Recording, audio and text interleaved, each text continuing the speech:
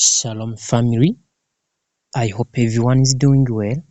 Ndabaramukije kandi ndizera ko mumeze neza ndetse muri rusangi tugiye kurangiza umwaka wa 2024 neza twese. Ndi kumwe na Hardweka.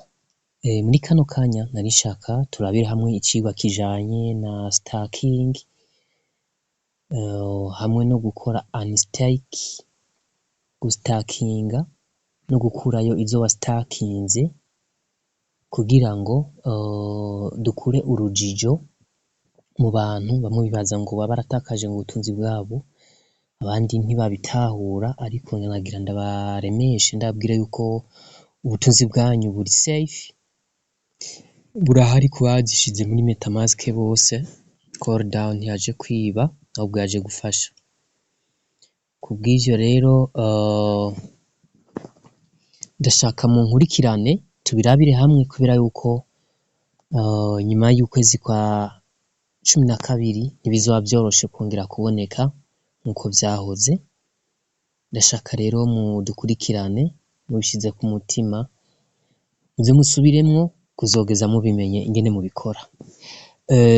Nkuko rero musanzwe mubizi, hano kuri option yo hasi niho tuza guca iyo tugiye gukora ikintu muri wallet.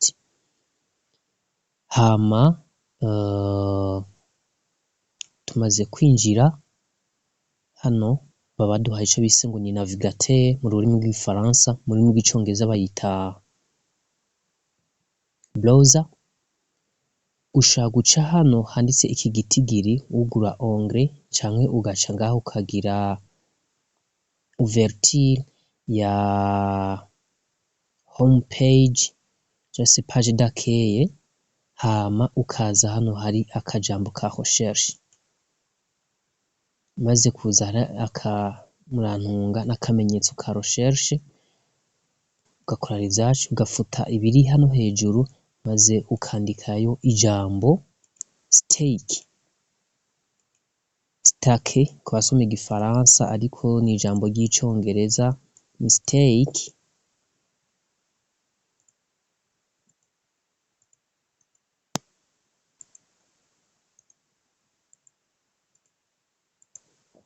Wandika stake dot, iyi dot bisigura akaburungu, koresha igifaransa bakunda kuvuga ngo ni point dot coredown.org .org.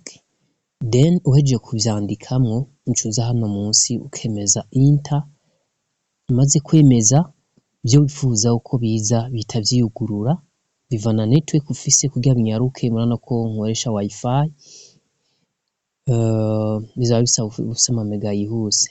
Ivyo biheze rero uraza hano handitse ngo stake ukahafyonda. Wallet itari connected nisha bisaba kubanza kuyiconnecta, nuko urafyonda ko ikaba connected. Aho uza guselectiona MetaMask kuko uri gukoresha MetaMask. Ukoresha OKX ucu selectiona OKX, ukoresha Bitget wallet yose yukoresha niyo uca uhitamo. Then hano ndahisemo MetaMask isiba connected. Abo bigora ko itiba connected hagiye baguheza akajambo ka confirm munsi ukarinda kuyikonfirma. Nuko ivyo biheze rero hano hari address wallet yacu, uraheza ugacuza ukayifyondako. Nababwiye bisa ko uba ufise network zifise inguvu kugira bishoboke. Then hano haca haza ijambo my stacking. Uvyonze kuri my stacking ntago yugurukira hano nyene, ahubwo ucuraba hano indani ntucuza kubona aya majambo. Bivana n'urimo ukoresha rero, nabweti ni ufyonda my stacking, then no haca haza aka ka fish, bacubona my stacking, bakaguhereza titre, bakaguhereza n'amajambo na address wallet yawe. Dugije bahita baguhereza amakowa ufisemo muri stacking. Murabona ko mfise ko amakowa 20 nane, bakaguhereza na average rate ni ama pourcentage totale ushaka kuronka uteranyije amavalidato uriko urakorerako, then uciye uduza kandi munsi kugihe woba warasitakinze bitcoin cyangwa se hashaje ya bitcoin baca baguhereza ibijanye n'amariwade woba uhabwa, udugije kandi baguhereza amariwade ya kowa woba uhabwa mu gihe wasitakinze kowa. Haba hasabwa iki? Aha rero kuko twasitakinze kowa, reka tubanze dutore profit ivuye muri staking yacu twakoze. Ucuza hano kwiri jambo claim ugafyondako, maze gufyonda ukarindira yuko transaction iba approve muri wallet yawe. Yes. Nuko rero ivyo biheze bimaze kwafisha aha ntimuze mugira ubwoba bw'iyi adresse, iyi ni ya contract address, wowe uza kuraba rino jambo rya confirm ugaca uyikonfirma, umaze kuyikonfirma transaction ucurindira ngaho ikaba submitted. Thank you. Birabaye succeed. Nuko rero maze kuba succeed amakoa yawe acaza kuri balance, twaro duke it's okay.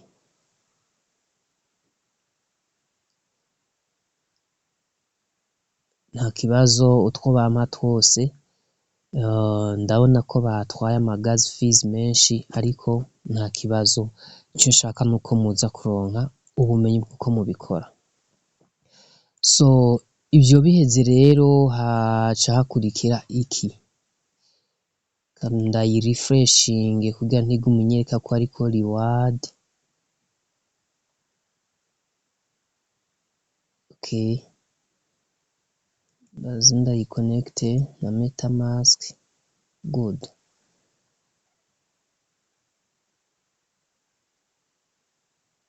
Okay,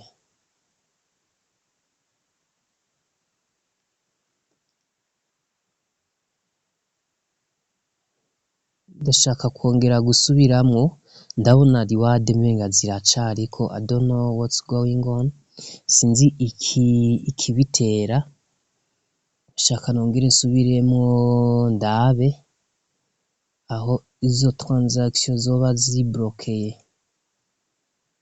Yeah.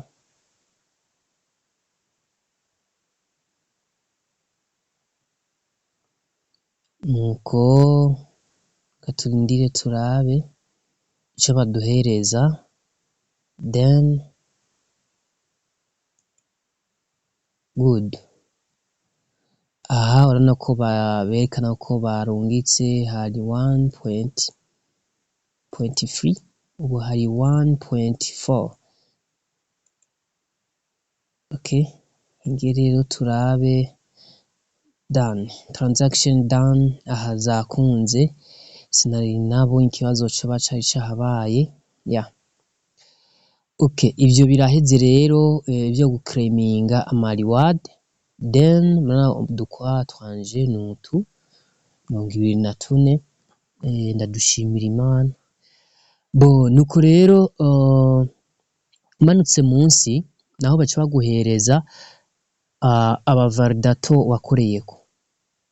Ahanditse ngo ko wagacagira igitigiri c'abavalidato warasitakinzeko. Aha rero iyo ugiye gustakinga, iyo ugiye gustakinga bien sûr uca hari stake, gustakinga bitcoin cyangwa gustakinga koa ni naho uca, ariko aha hari reward rate abama pourcentage baguhereza sero nizo uba wastakinze. Kera murabizi ko twatanguye ari ibihumbi, ubu tugeze mu mayinite, mu tuntu duto cane tujanye n'ama reward, du pourcentage ni dukeya, bitera bigabanuka. Babikoze ubwa mbere bari bafise chance kuko twahere mu ma 1600 uko kuduga, twaronka nyinshi cane. amacore stake ari staked aha ariko 20. Iyi komisiyo ni ajya uba waronse y'inyungu, ni komisiyo bahereza umuvalidator. Hariho nkuko nabwiye ngo ko abavalidator batatu ndashaka kuduza, hano hariko udukora tubiri, komisiyo n'ibindi, mlabs n'ubundi. Nuko iyo abavalidator bawe bari active, uba ubona ngo active and normal, active and normal. Iyo usanze hari ibindi, hari inactive, ugasanga hari JLD, ugasanga hari K n'ibindi, uca uhindura amakwa yawe ukayajana ahandi. Bigenda gute mu buryo uhindura? Uca ugenda ukaza aha hejuru, maze kuhafyonda uca uhitamwo aha hari validators, then ugaca ufyonda. Maze kuhafyonda uca uduza ukaza kuraba hino munsi abavalidator boba bari active. Nk'uyu ni wa gatanu, validator 5, uyu ni wa kabiri. Ibyo rero biheze, maze kuhacaho uca ugaruka kuri my staking, ndiko ndavuga mu gihe ari inactive. Ugacuza par exemple, tuvuge nk'uyu dufise hano wa validator 6 ari inactive. Ucuza ngaha kuri utu tuburungu dutatu ukahafyonda, hama ugaca ugira transfer core. Ukahafyonda uko ugaca uza kuri transfer, ugatransfera amacore.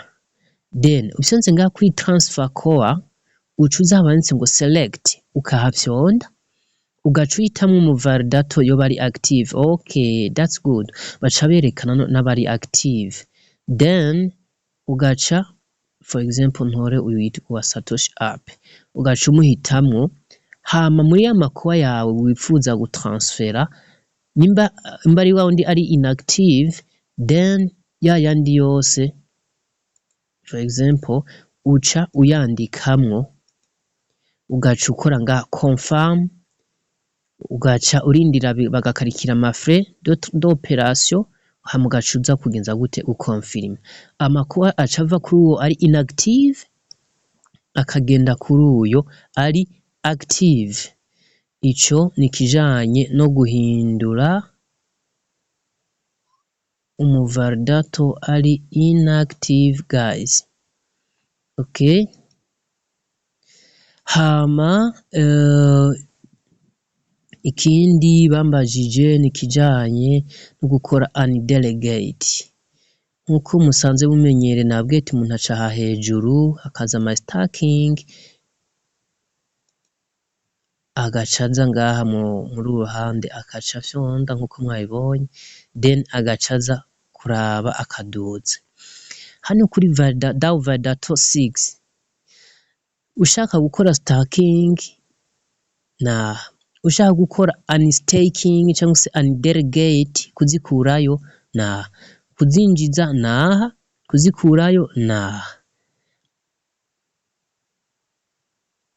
Tupsonze undelegate uku tugaca turaba uyu muvalidator amfitiye 20.3, amfitiye 20.3. Iyo mvuze ati rero nshaka gukurayo zibiri, for example, uga nti nshaka gukurayo zibiri na karorero, then nkaca nza ngaha kuri ndandika, ushaka gukurayo zose uconda maximum. Ushaka gukurayo iyo imwe,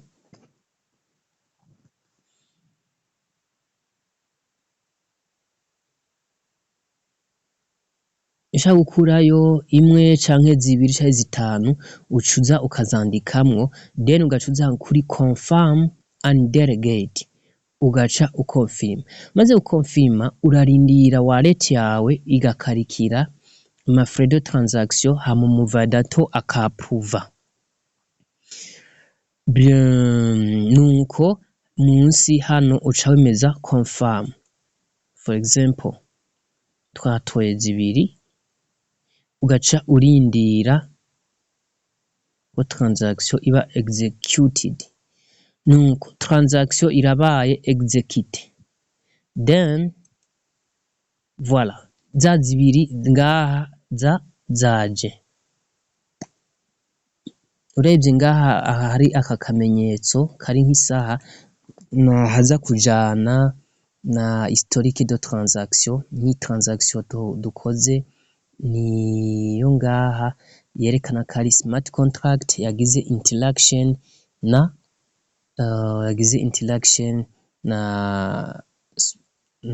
wallet yacu. This is smart contract yagiranye interaction na wallet yacu. Bien, naha uza kubiverifya ama transaction izinjiye canke izisohotse. Okay, tugarutse hano rero transaction yakunze hinge turabe iki igihari hasigaye 18.3 cyangwa se 18,3 ou bien ni 18.3. So hama rero ngaha duca tubona neza yuko zagabanutse. Urashaka kugabanya zimwe ugasigazamwo izindi ukazitwara nshuti bakunda. Nizere yuko nta muntu azongera kumbaza ngo undelegate ngo baca hehe. Ndasubiramwo, everything you are doing wame wibuka buri kintu cyose uri gukora wame ukaguca ngaha. Arana ko dufise iyi affichage ariko uciye aha ugacuza kuri my stacking ntago urindira ko byiyafisha, ucuza ugafyonda ku ruhande, warangiza kuhafyonda ugaca wewe nyene uduza ukavyironderera. So umaze kurondera, umaze gushika ngaha ku validator nako dufise batatu, ucuraba wo wahaye rero baca biyafisha. Aha rero urabona ko nagize kuri delegate, naberetse ko bagira transfer, naberetse ko bagira undelegate kiretse gusa ko adashaka kubibona. Voilà. Ubu rero nyuma y'ivyo hasigaye gukora iyindi stacking. Dufise zitatu n'ibice bine, kadukore stacking y'izo zitatu. Ushaka gukora stacking rero ucu hitamwo ubafise ama pourcentage menshi. For example this one, uyu nyene niwe afite ama pourcentage menshi, dufate afise 8.8. Then ucuza ngaha kuri stake hama ugahitamwo core. Amara guhitamwo core nako baca bakwafishiriza iziriyo, hama nkaca nza hano handikayo tuwa zitatu. Nkaca nza ngaha kuri confirm, nkaca ngenda nka confirma. Nyuma gukonfirma baca bakurako ama transactions, then hano nkaca ngira confirm, nkaca nkonfirma. Namara gukonfirma, as you see, boom, hano hejuru operation is completed successful. Operation ikabira kunze. Hano hari aka kantu ka cancel, hano da cancelling. Iyo nsanze itari bwa vyafishe hano uncangira aha ku turungu dutatu, nkaza kuri reload cyangwa se refresh, gaca ndabirodinga tena, hama nkaheza nkaraba result iza kuvamwo. Nuko hano is wallet connect, metamask, then bingo.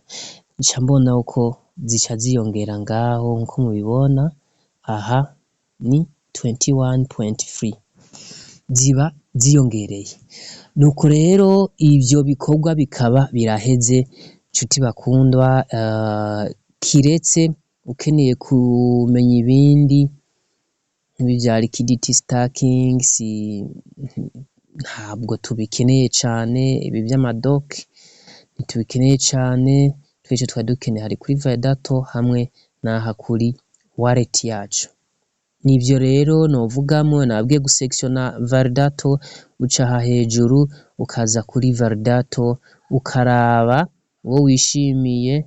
Sorry bibanze biloading. Okay, byaje ukaraba uwo wishimiye n'ama reward rate atanga, hama warangiza kuba umwishimiye ugaca upyonda ngaha ati stake, ugahitamwo ati ngira staking koa, then ugaca uza kwandika. Mwibuke yuko ibitigiri vyuzuye ari vyo bikoreshwa, bavuga ngo les chiffres entiers, atari kuza gukoresha ibice. Nkaha naho ikindi naco mwibuke ko kizira kuza gukora staking cyangwa se indi operation yose ugasigaza wallet igaragara, kuko ama frais de transaction yama akenewe azogufasha kuza gutora iziri muri staking canke iziri muri smart contract. Frais de transaction zama zikenewe. Hari abantu rero nagiye mpereza ama frais de transaction batayansubije, kambwira ngo ndubikire ama frais de transaction ngo nkore ngo operation ngo ndagusubiza, ntibayansubize, basanga ndungitse nka 0.1 n'ibindi. Nibaza ko nabo nyene muri no video baza kwikurikirana bariyizi batayansubije, kuko nabonye nyene batiyumviye kuyansubiza nayo yabahebeye. Ariko ubukurikira nta numwe nzongera guheza frais de transaction, oya, kubera yuko ufashe 0.1 ukagenda uzihereza utanga uko, uza gusanga ubandanyije ko irakwira zibiri bikagenda biduga, kandi murabizi yuko ni amafaranga, kuko na utuni nko murabona hano kuri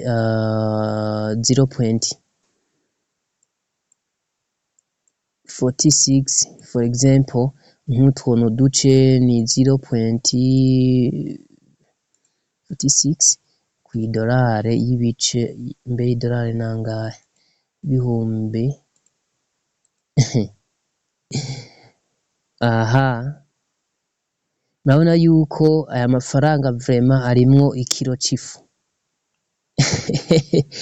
arimwo ikiro c'ifu. Ibihumbi dufatiye kuri utu duco turi ngaho gusa turimwo amafaranga angana n'ibihumbi 3,400, harimwo ikiro c'ifu, harimwo inusu y'umuceri, siko bavuga mu gihugu.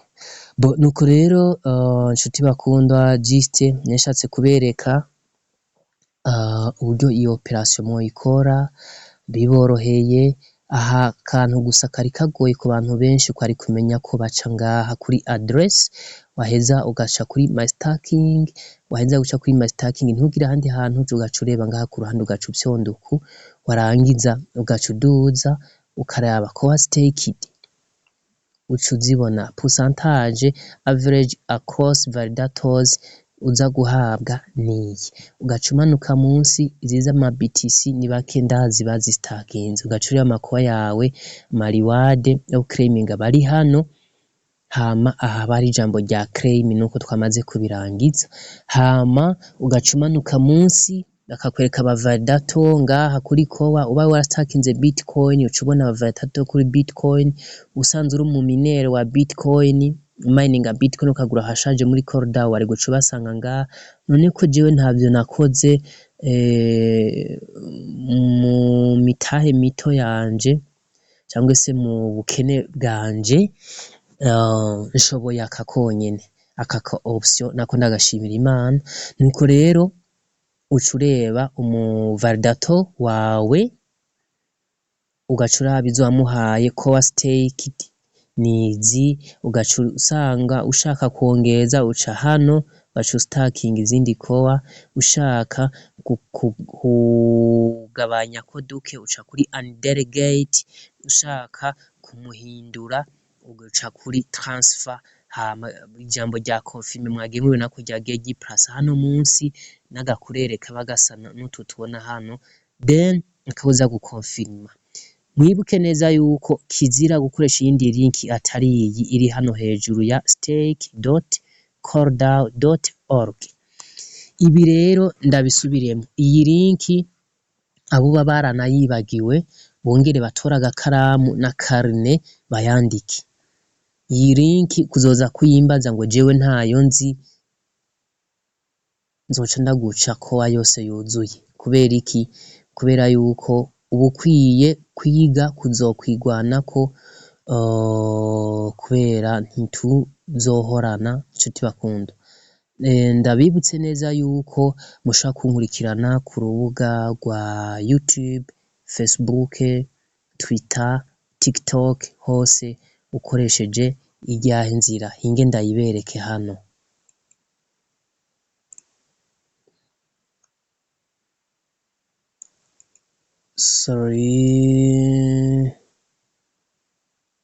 Uje ku rubuga rwa Twitter rwanje ukarondera uwo bita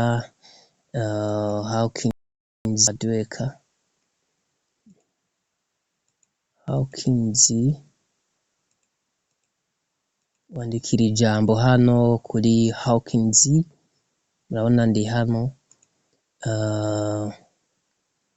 then ugaca uza hano, urabona ko hariho linki ya Linktree, iyi uyipyonzeko untora wherever I am. Ucyonze kw'iyi linki untora wherever I am, aho ndi hose uca undonka. Reka dufyonde turabe.